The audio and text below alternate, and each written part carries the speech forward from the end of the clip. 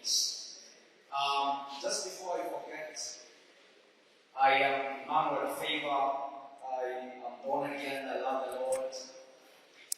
I gave my life to Jesus as a Form 1 student. I had been in church for many years, but I discovered that relationship with Jesus is beyond being in church. Alright? Having a relationship with Jesus is beyond being in church.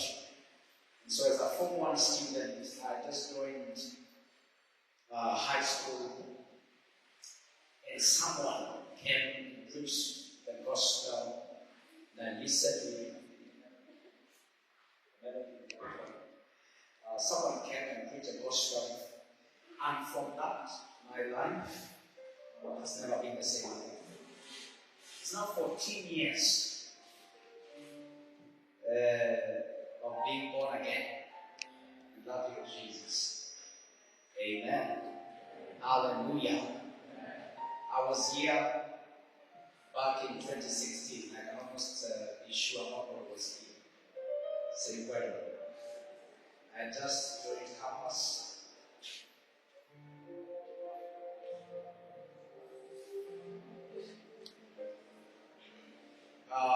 In 2016, I just joined university, and I came to a preaching somewhere in an open space.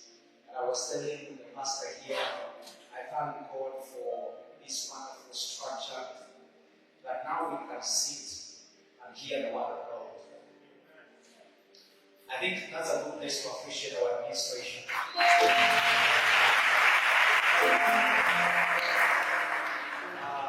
So we thank God for the administration of this school. Today I didn't come on strategic matters. I came for the gospel. But I will tell you, when you have people sit outside in the sun, Pastor, the retention capacity is very low because they are under some climatic oppression. But when they sit in an environment like this, it's a beautiful place and they can hear the word of God. And so I believe in the little time that I have, I really want to use it very well. About 1 hour, and I really want to ensure that we receive the word of God. Amen. Let's get to the book of James chapter 1. James chapter 1. James chapter 1. James chapter 1. James chapter 1.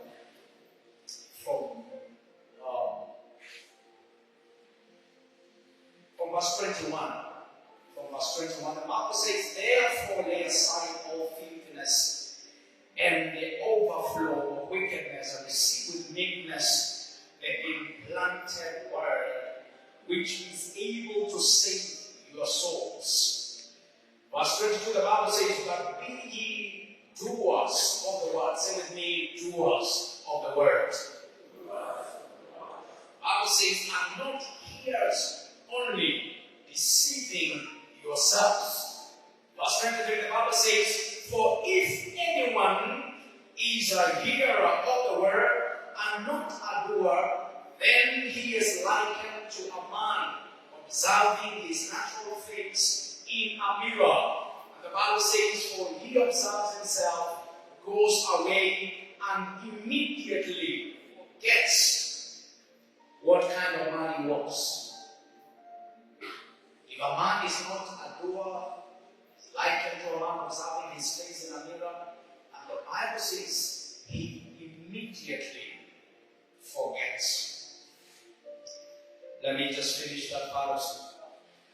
And the Bible says, 25, please, if you can have this, behave for me, please. "But he who looks into the perfect law of liberty continues in it," the Bible says, "and is not a forgetful hearer, but doer of the word, this one will be blessed what he does." Say with me, "I am blessed in all I do." I want to briefly walk look at the journey of walking in obedience for a fruitful destiny. Walking in obedience for a fruitful, you can also call it a glorious destiny. Walking in obedience for a beautiful, fruitful, glorious destiny. Amen. Give me sound here. Give me sound here, please.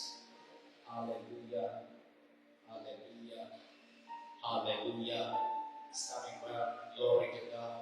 Glory to God. Glory to God. Glory to God. I think that's good. We can do it. Thank you. Now, the Bible says that there are two kinds of people that the Bible is talking about. And it says one is called a hearer of the word of God. And the Bible talks about another kind of person and calls him the doer of the word of God. And I want to take some time just to elaborate what exactly does it mean to hear the word of God, and what exactly does it mean to do the word of God. Because obedience, by the way, let me just begin there. Obedience is doing the word.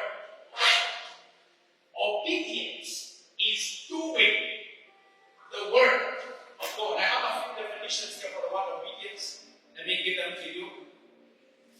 Obedience, number one, is doing the word of God. Is walking in the ways of God. It is walking in the ways of God. Number three, it is keeping the instructions of the Lord. In my little time, I will help us understand that these are different things. It is keeping the instructions of God. And let me give the last one. It is observing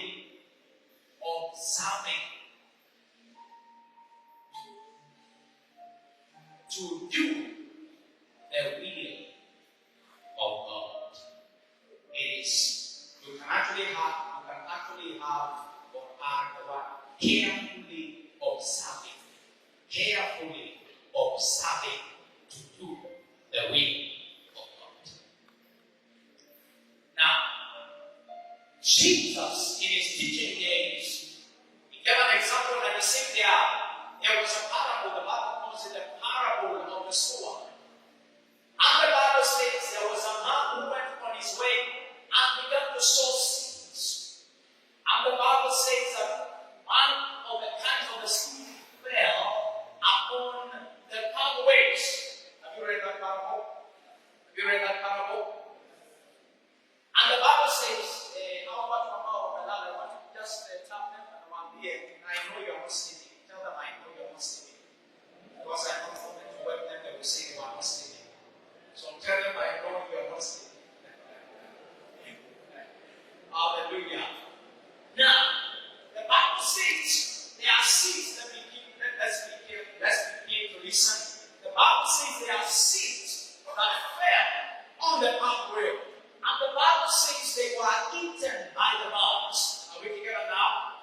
And then the Bible says there were the seeds that fell upon the rocky soil. Are we together now? And the Bible says the seeds that fell upon the rocky soil, they could not germinate, or rather they germinated, but they could not grow because they didn't find roots because of the rocky soil. Are we still together now? Then the Bible says there were the seeds that fell by the thorny bushes. Say with me, thorny bushes. And the Bible says the seeds that fell by the thorny bushes, they grew, but as they grew, they were strangled.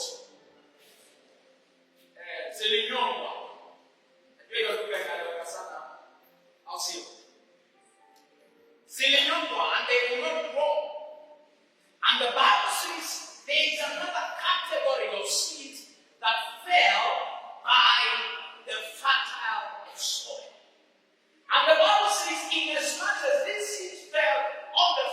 soil, the Bible says they produce fruit up to threefold. The Bible says the first kind produced up to 30-fold.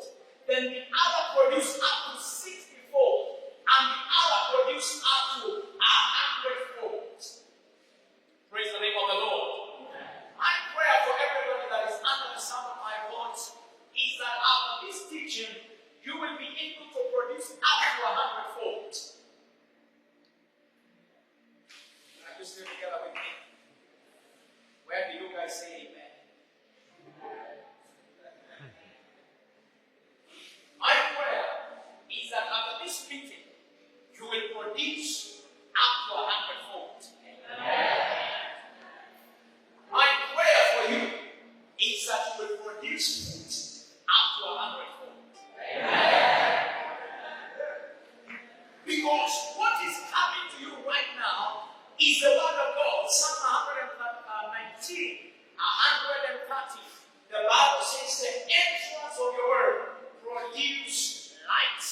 Or the entrance of your word brings light. In other words, when the word of God is coming to you, something is coming into you. And the Bible is calling it light. So with me, light. So with me, light.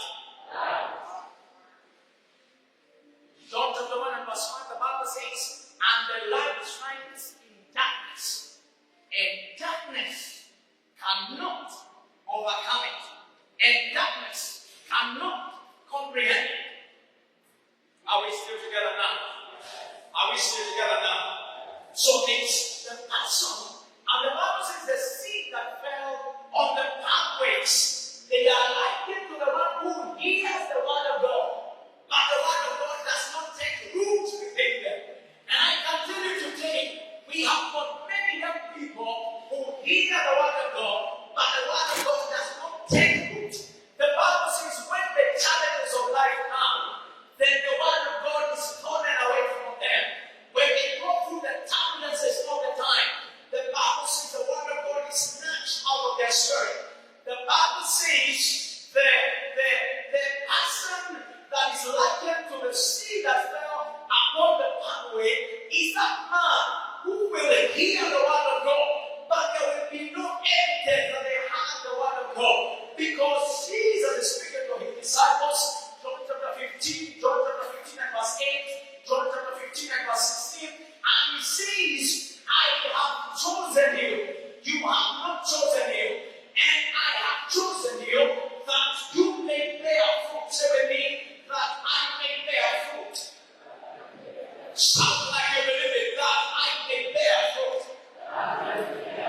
Hallelujah. Jesus says, you have not chosen me, but I have chosen you, that you should bear fruit. I am here to announce to somebody that God expects us to bear fruit. God expects that in your academic pursuit that you should bear fruit. God expects that as a young man you become fruitful. God expects that as a form one you are a fruitful form one. God expects that people will see your fruit. And the Bible says that your fruit should last and that men should glorify your Father which art in heaven. Hallelujah. Hallelujah. Can I tell you something? People are allowed to despise you if you don't bear fruit. The Bible says Apostle Paul is speaking to his son in the faith, Timothy, in 1 Timothy chapter 4 and verse 12. And he says to his son Timothy, my son Timothy, I write to you and to let you know, do not let anybody to despise you because you are young. And then he says to him, but it's a condition. If young people will not be despised, if young men of one boys will not be despised, the Bible says there is a condition. What is the condition? They must be fruitful. Are you hearing what I'm saying now? If people will not despise you, you must make a commitment this day that I will be fruitful. The word of God will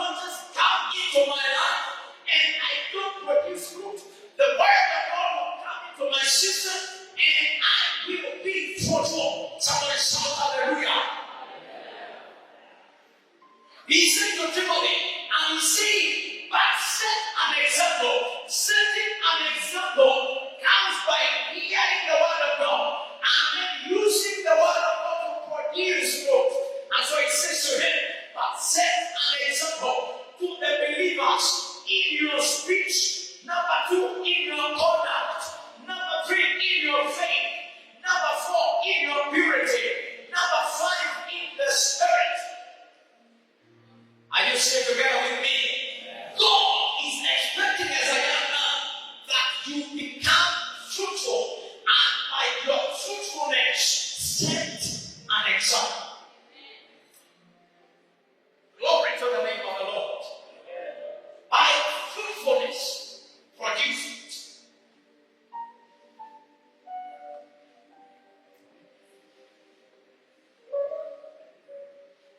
And then you do not produce fruit if you are only a hearer of the word of God.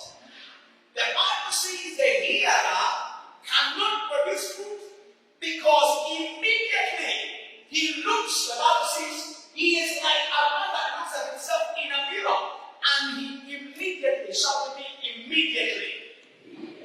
That means immediately the word of God comes to that kind of a person, they forget, and so they cannot produce fruit. But for you to be fruitful, number 1, you must be a doer of the word of God.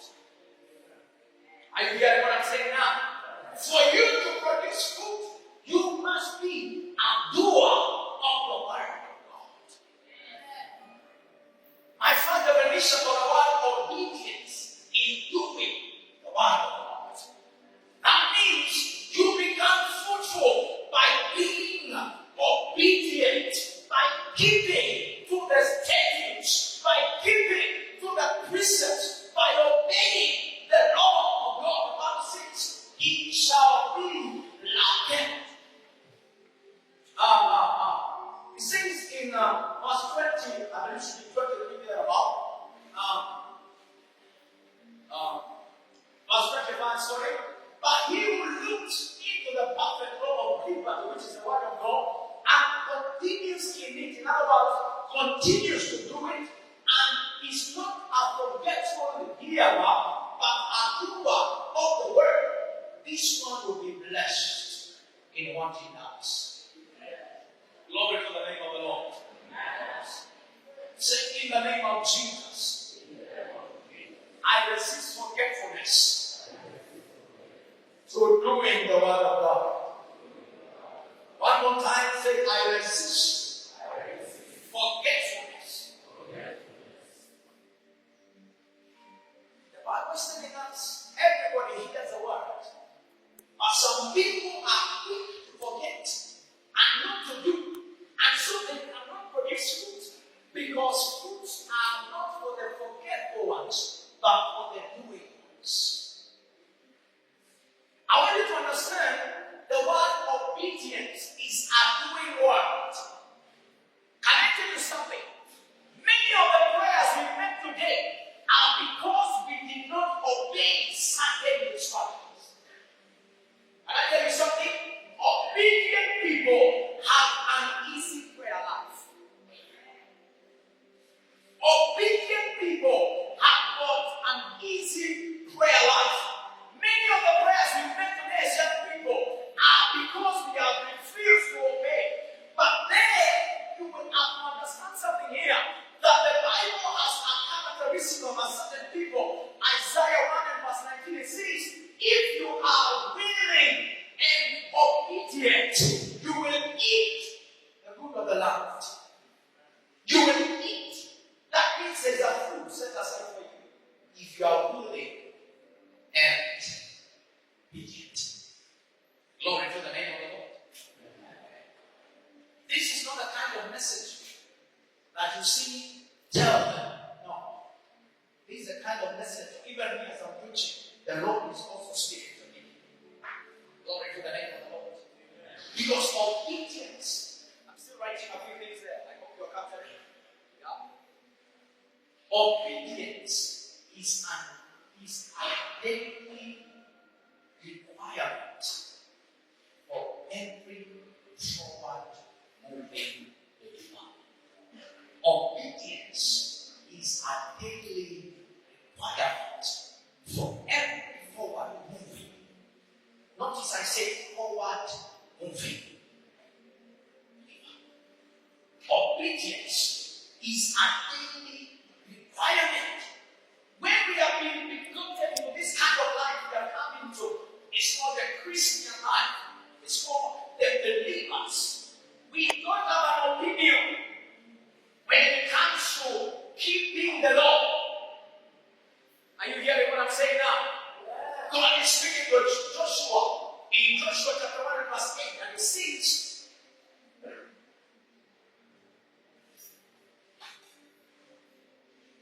you shall meditate in this law day and night. And he says, so that you may observe to do. That's why I say obedience is a doing word, I would say. That you may observe to do as according to what is written therein. And it says, when you observe to do it, the Bible says, then you will make your way prosperous and you will have good success. I don't know how many people want to be prosperous here. And I am one of those people who believes that God can prosper people. I am one of those believers. One of the reasons I believe that I will be prosperous is because as I apply myself to observe, to do, as according to what is written in the Word of God, I know there is a prosperity set aside for the doers of the Word of God. There is a prosperity that is set aside for thee that meditate therein day and night. Psalm 1 and verse 3 says, blessed is the man who does not walk in the counsel of the wicked. The Bible says he does not sit in the seat of the scornful. He does not stand in the path of sinners, but his delight is in the law of God. And the Bible says he meditates therein day and night. Verse 3, he shall be likened to a man that he shall be likened rather to a tree that is planted by the rivers of water, that bears its fruit in its season, and in all shall remain, and in all, my God, and in all that he does. The Bible says, he shall prosper. Glory to the name of the Lord. I am a strong believer. God is raising young men in one voice who will say, I don't want to be a reckless believer anymore. I don't want to be an ordinary believer anymore.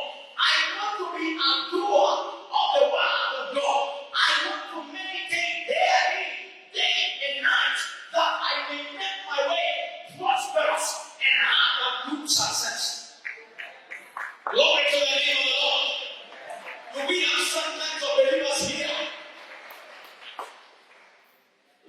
Brothers, the days where believers live endlessly are in our yesterday. The days we live, there is a serious contention. The Bible in Ephesians 2 and verse 2 to 4, it says there is a spirit that works in the sons of disobedience. And I can tell you, one of the end time hours of the enemy is to ensure believers no longer walk in obedience. Are you hearing what I'm saying now? There is an end time scheme by the enemy to ensure young men do not walk in obedience. Young men are not obedient to parents. Young men are not obedient to teachers. Young men are not obedient to principals. Young men are not obedient to God. But today we can, by the sword of the Spirit, and we are crushing that spirit forever.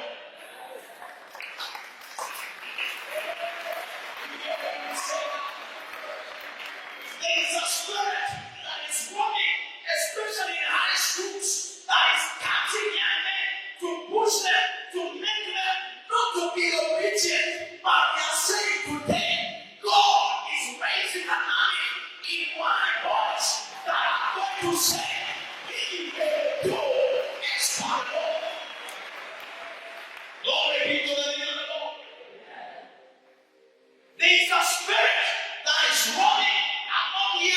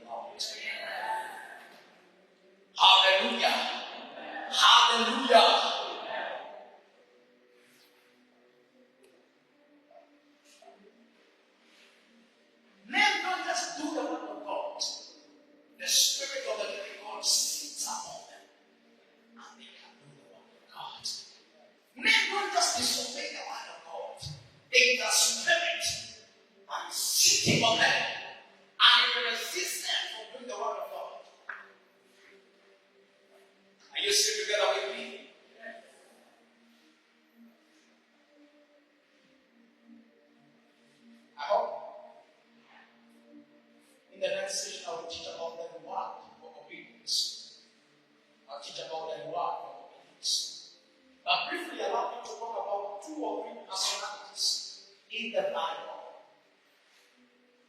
Let me talk about two personalities. I think I don't have so much time. Two personalities in the Bible that demonstrated obedience. Two personalities in the Bible that demonstrated obedience. Number one is called the man Abraham. Abraham. Genesis 22 from verse 1.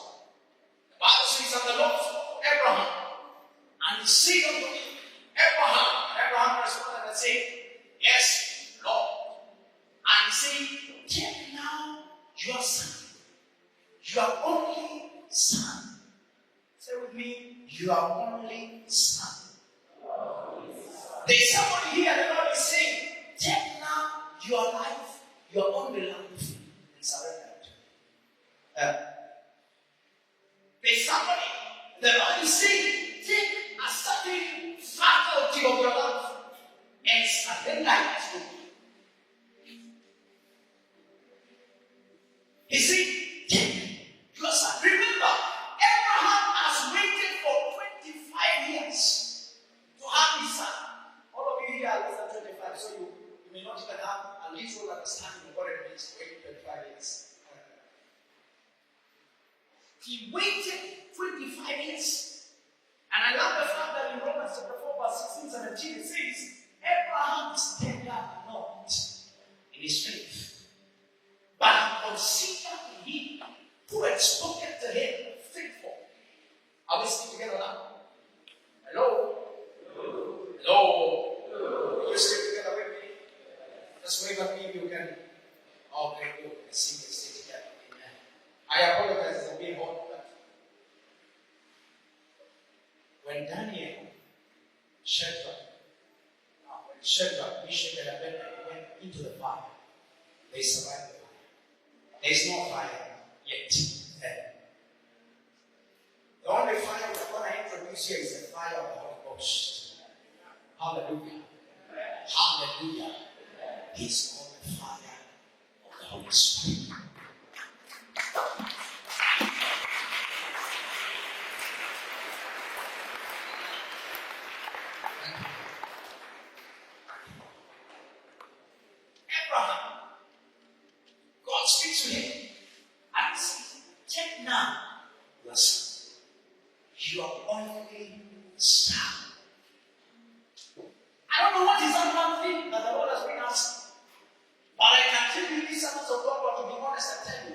Obedience has never been easy.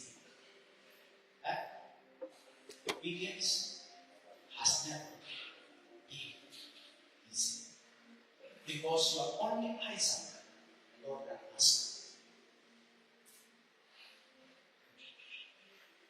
The Lord will ask for your Isaac. Because the Lord wants to know, do you serve me for the things I do, for the things I serve, or do you serve me because I am your Lord?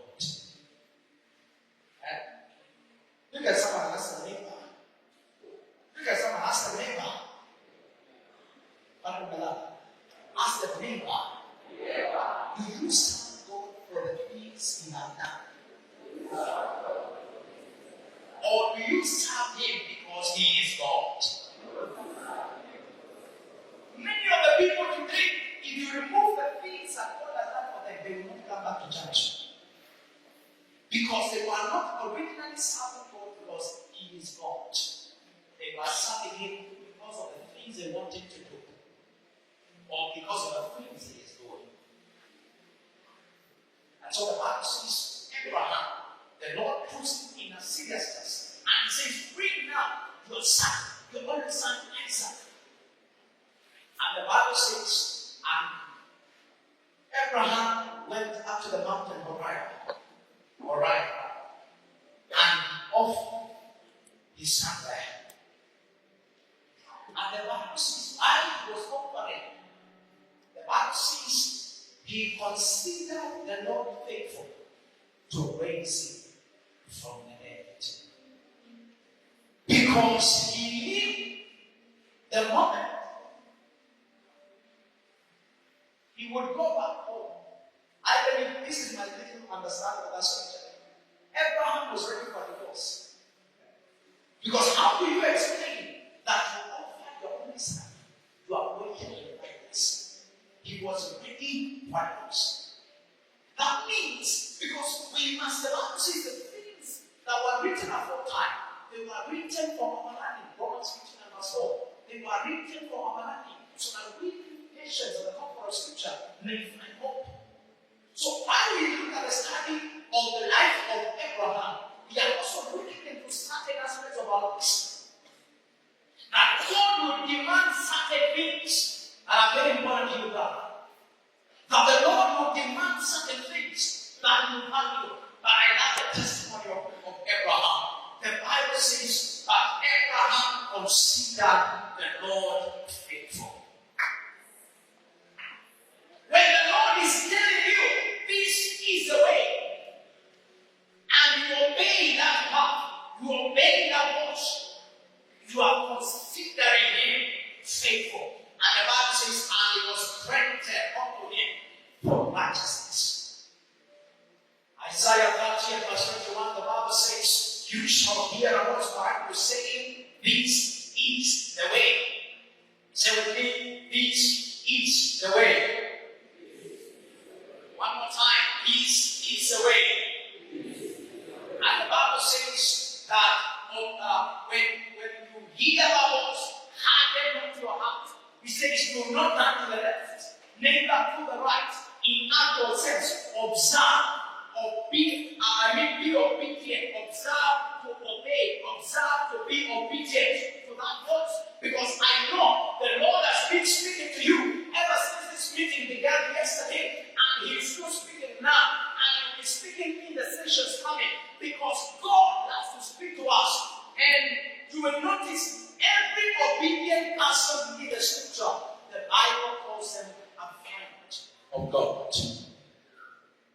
Obedience gives you friendship with God. Obedience gives you friendship with God. You still hearing what I'm saying? Are you still together with me?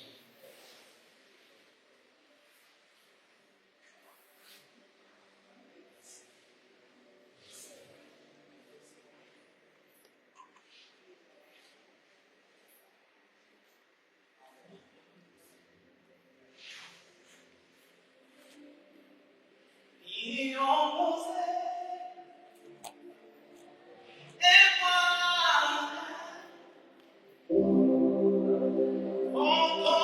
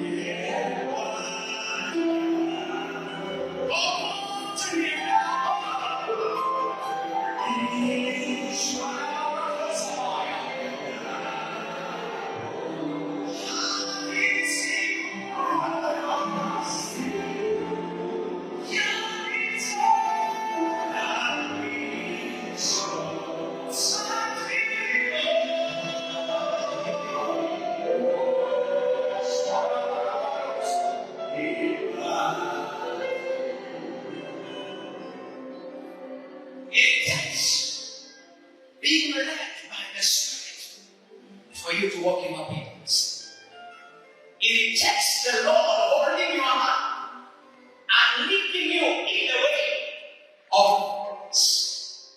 Are you still together with me? This is not what you do by your human strength. First Samuel chapter 12 verse 8 and 9. He spoke and said, for by human strength it is not possible to prevail. For by the strength of man it is not possible to prevail. Can I tell you something? If you want it to manifest the fullness of the destiny, one of the things you must allow is a total immersion into the spirit of obedience.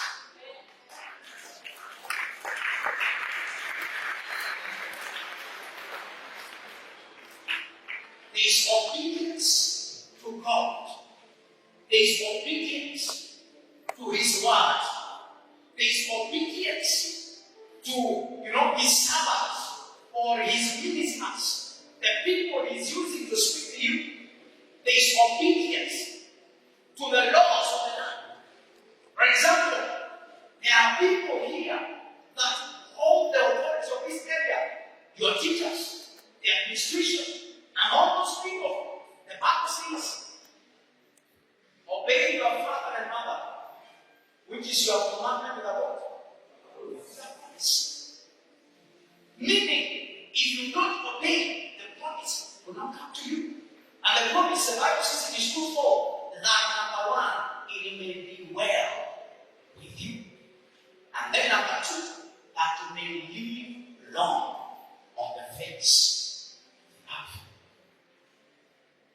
Some of the blessings, brothers and sisters, that give by listeners is because we are not either obedient to God, obedient to His word, obedient to His to the people that are around us. And so we cannot walk in the fullness of our destinies. But my prayer is that everybody right now is going to be baptized in the spirit of obedience. Amen. Amen. I'm not too personality because of time. I'm just touching on this. The Bible says after Abraham offered his son, he considered him dead and he trusted the Lord to be able to raise him from the dead. But the Bible says for the first time, the Lord saw by himself and he said, now I know that you love me. In other words, the Lord may not know that you love him. You cannot demonstrate your obedience. The Lord may not have a conviction to say, have you considered my servant? If you cannot walk in obedience, obedience is a key into the heart. Because love is of the heart. Obedience is a key into the heart of God. Obedience is a key into the heart of God. And the Bible says, and God said, now I know, Abraham, that you do love me, and I swear by myself. I keep saying this, the Bible says, God looked at the name that is greater, and he could not find any. So he said, by myself.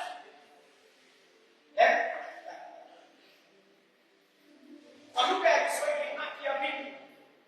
Because there was no other name that was bigger than himself. And he said, Abraham, in blessing, I bless you. He said that I am blessing you to be a blessing. He said, from now, you will be the father of the nations of the earth. Your descendants will be as great as the stars of the sky.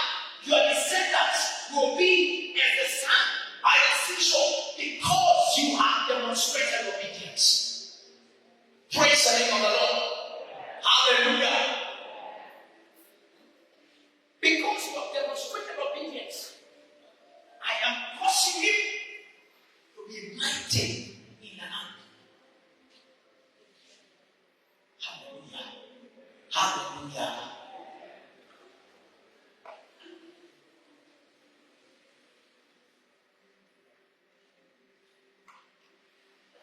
Number two personality definition is the man Jesus.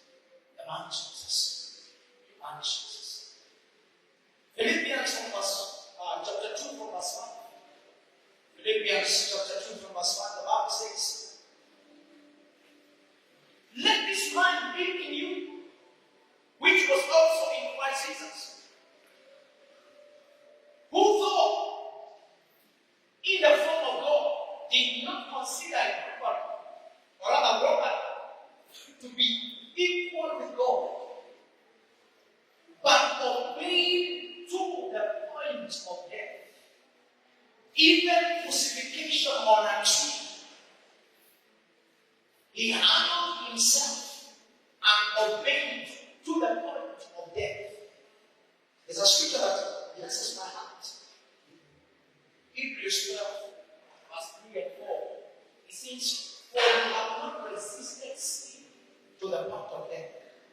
That means in my calling and in my walk with God, I should come to a place where I resist sin to the point of death. In other words, I die by resisting. James says, resist the devil, and he shall do what? And he shall do what? He shall flee. James 1 verse 7. Resist the devil.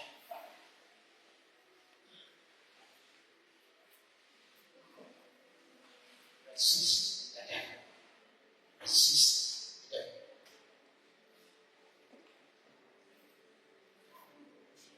Resist the devil. I think that's possible. Resist the devil. Resist the devil. Tell someone, resist the devil.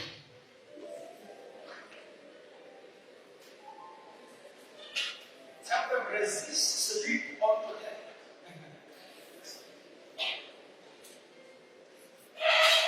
Resist. Kata kunyonga.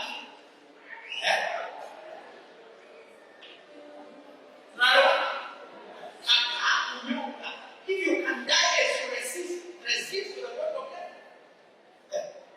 Glory to the name of the Lord. Kata wanting to the point of death. Kata only to the point of death. That's what the Bible says. Kata kunalalama ovyo to the point of death. That is what the Bible says.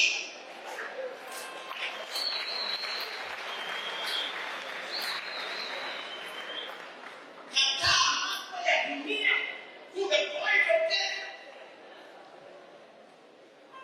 Kuna mstari unasema Proverbs 1 and verse 10.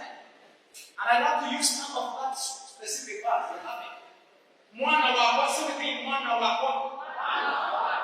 Mwana wale nimeukuseta sema. Kete. Ama ni nani kama siku yake by the way? Ama ni nani kama siku not account. All right, thank you. Mstari unasema hivi, my son, if wicked people entice you. Unajua dhambi inajua kuentice. Inajua kukaa vizuri lakini sio nzuri.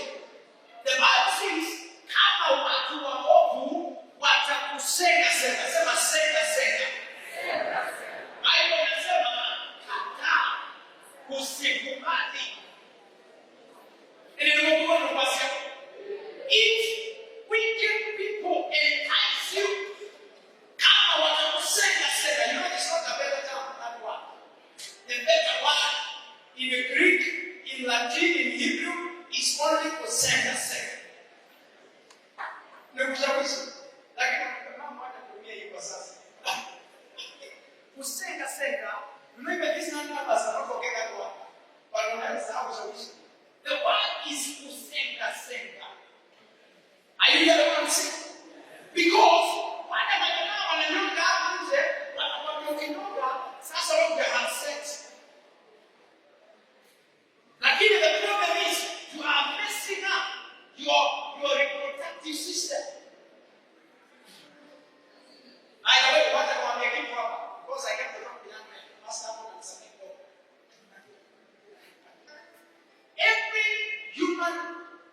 human. But every human male, mwanaume, they produce about 52 liters of sperm in their entire life.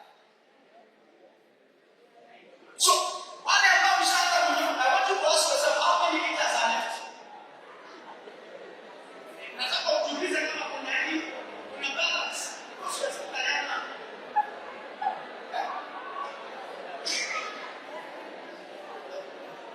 You think there's a balance already? Okay, that's enough. That's enough. Because we have to help you. Listen. Let's let it down. Please, let's keep quiet. I know you didn't know that, so listen. Let me tell you more. There are people we must snatch. The Bible says in Jude chapter 1 and verse 23 and 24. It says, snatch them from the fire. There are people today we must snatch them from the fire. Because mtu ananyanga their way out of life. Mtu ameamua, I'm going to live recklessly. Do you know there are people that are depending on you? I can tell you, your parents bringing you here, it shows they have hope that you can become a great man. So you cannot just be living aimlessly, living anyhow.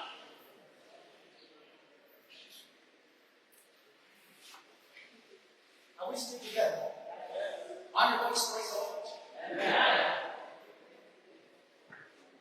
You must resist disobedience unto them. You must resist rebellion unto them.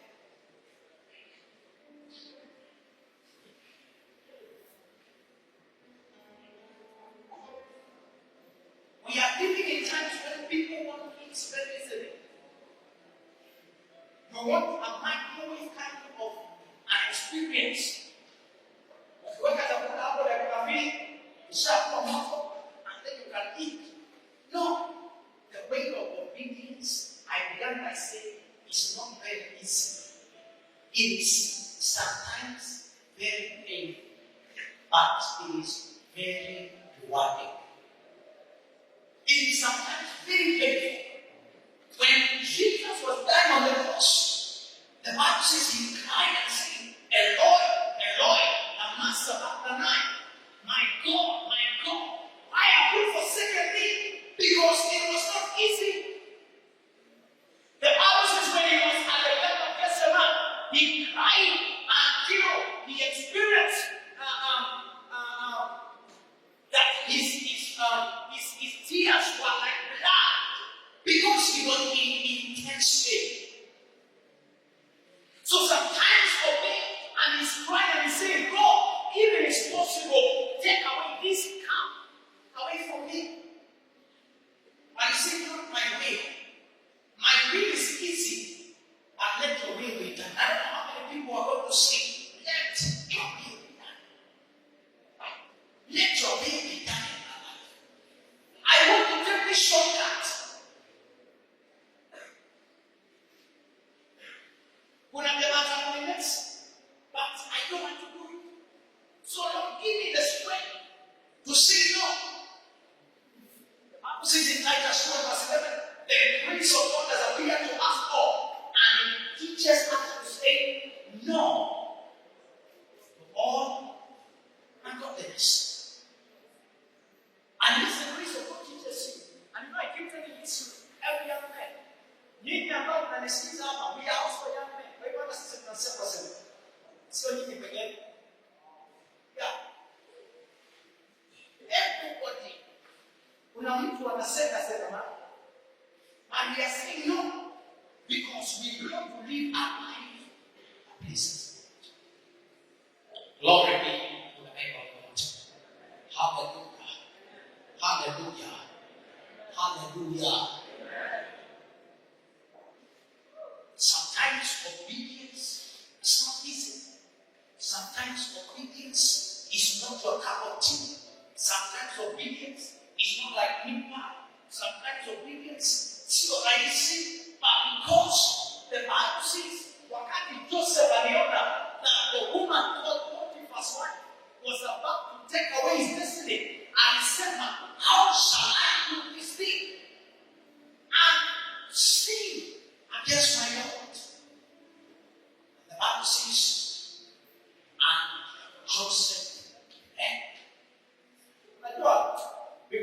ikikuja kwa mambo ya ngono na usherati na mambo ya sexuality, Biblia inatumia one term, inasema ondoka mbio, ondoka upesi.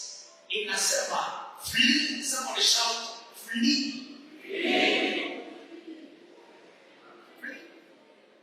Haisemi hapo uliza roho unasema nini. Haisemi hapo hebu angalia kama unaweza. Haisemi hebu uliza rafiki. Inasema toka mbio, toka upesi. Sio kama mnaelewa? Are you getting what I'm saying? Flee sexual immorality. Flee the lust of the flesh, the lust of the eyes. Obedience is not possible unless you are led by the Spirit. Obedience is not possible unless you surrender to the Spirit. You surrender to the leading of the Holy Spirit.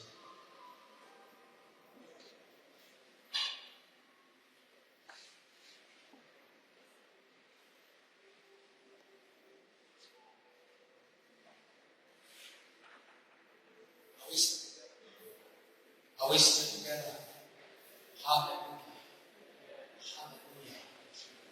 Obedience is not possible unless you are by the Spirit. By the Spirit. Right? This as we come to our end, I want to finish.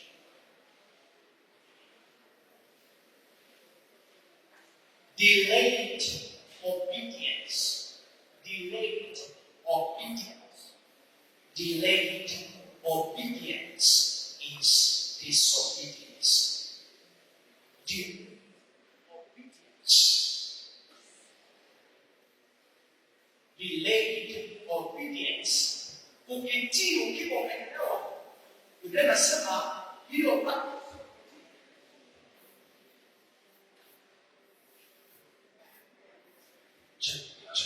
Sasa ukitii ukiwa umechelewa, the Bible says bado haukutii. Unaelewa? Delayed obedience is what? Ukiambiwa this is the way, usianze kuuliza ilikuwa this way hapo siku gani na nikitumia hii inakuwa vipi. No, this is the way. What he is. Glory to God. Delayed obedience is still disobedience. Number 2, obedience demands prompt action. Prompt action. Kufanya kwa haraka. There must be a promptness. Kufanya kwa haraka. Because God told Abraham, enda mlimani ukanitolee kafara ya mwanao Isaka. Hakuweza kusema Mungu unaweza kubadilisha next week, naweza nikafanya. Hii wiki nilikuwa niko sherehe, hii wiki nilikuwa nataka kufanya 1 2 3 things. Inawezekana niende next week. No, obedience demands prompt action. Hallelujah.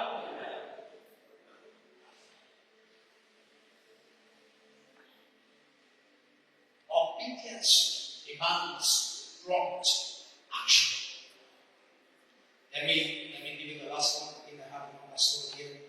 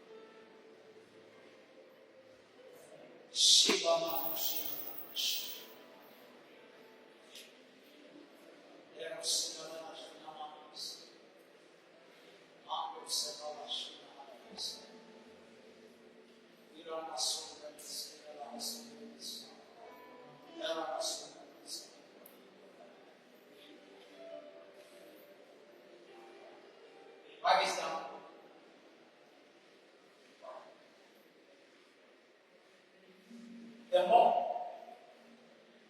you obey and listen to God's instructions. The more you pray, the more you obey. The more you obey, listen to God's instructions, the less you pray, and the more effective your prayer. The more you obey and listen to the instructions of God, the less time you spend praying, because you already know what to do, and the more effective prayer. Every prayer always ends in an instruction. Every prayer always ends in an instruction. Every prayer always ends in an instruction. Every prayer ends in an instruction. Always be on the lookout for what the Lord is saying. Everybody's got to keep now. Let's go.